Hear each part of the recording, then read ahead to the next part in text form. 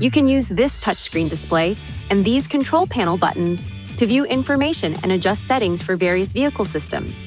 The launch bar located on the bottom of the screen can be used to access phone to place a phone call, information for additional information on vehicle applications or vehicle software, audio to play your radio and other media sources, map for vehicle navigation functions, connections, where Bluetooth, Wi-Fi, and USB connections are available, or settings to adjust your system settings. Touch an item in the launch bar to switch screens. Swipe the screen right or left, or use these keys to view additional menu screens. These screens are customizable to include your preferred widgets and apps. To customize the home menu screen, touch Settings, then Customize Home Menu. Touch these keys to select one of the main menu screens.